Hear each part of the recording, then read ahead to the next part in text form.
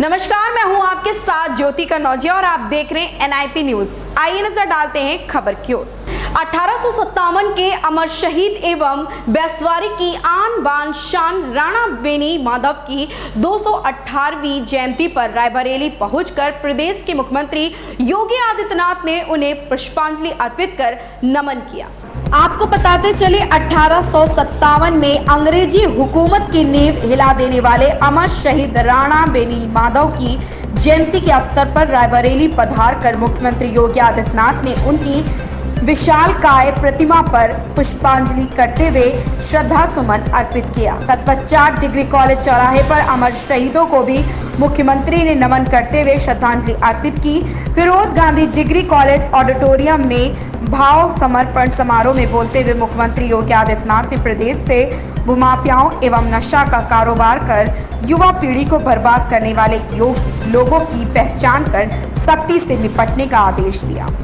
रायबरेली से यशपाल सिंह की रिपोर्ट। अपना सर्वोच्च सम्मान परमवीर चक्र से सम्मानित किया है। हम सब जानते हैं युद्ध काल में अपना सर्वोच्च शौर्य और पराक्रम दिखाने वाले भारतीय सेना के जवानों को यह सम्मान मिलता है और उसमें भी बिरले ही जो इतना उत्कृष्टतम प्रदर्शन करते हैं। कारगिल युद्ध इस देश पर पाकिस्तान के द्वारा 1999 में थोपा गया था। भारतीय सेना के लिए विषम परिस्थिति थी, लेकिन उन विषम चुनौतीपूर्ण परिस्थितियों का सामना करते हुए भी हमारे सैनिकों ने जिस अदम्य साहस, पराक्रम और शौर्य का परिचय दिया, उसकी परिणति थी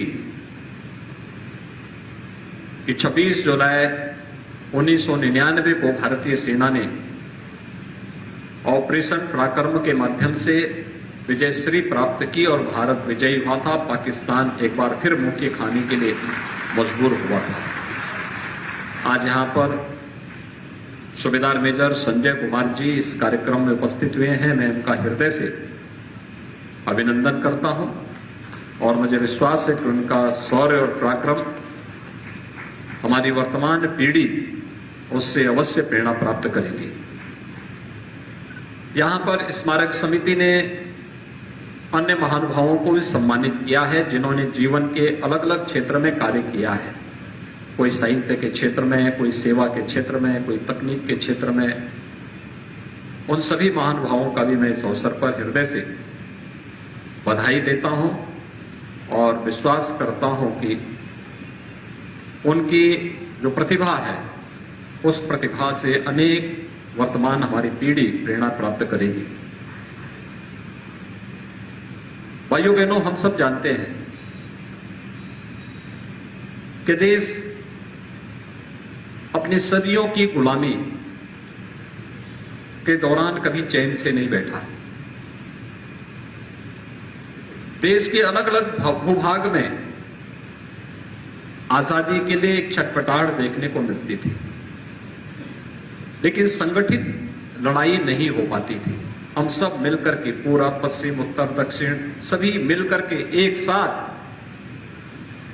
विदेशी हुकूमत को भारत से उखाड़ फेंकें, यह अवसर बहुत कम देखने को मिलता था, नहीं हो पाता था। और उसकी शुरुआत हुई थी 1857 में। यद्यपि देश हर समय लड़ता रहा।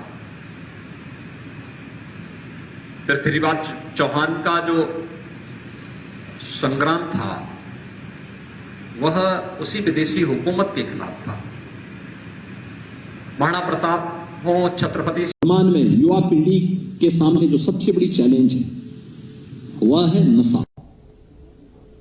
नशा के कारोबारी युवा पीढ़ी के भविष्य के साथ खिलवाड़ कर रहे हैं और इसलिए नशा के खिलाफ उत्तर प्रदेश पुलिस बल को अब एक बृहद अभियान छेड़ना होगा।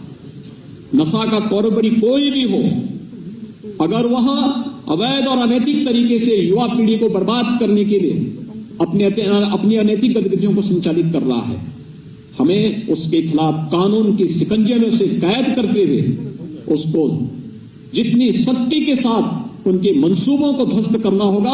हमें उतनी शक्ति के साथ उसके खिलाफ अपने अभियान को आगे बढ़ाना होगा और जिससे चाहे वह ड्रग के कारोबारी हो, जहरीली शराब के कारोबारी हो या कोई भी इस प्रकार के अनैतिक और अवैध गतिविधि में लिप्त जो अपनी पूरी युवा पीढ़ी के खिलाफ एक षड्यंत्र कर रहे हो, यह अपने आप में एक राष्ट्रीय अपराध है।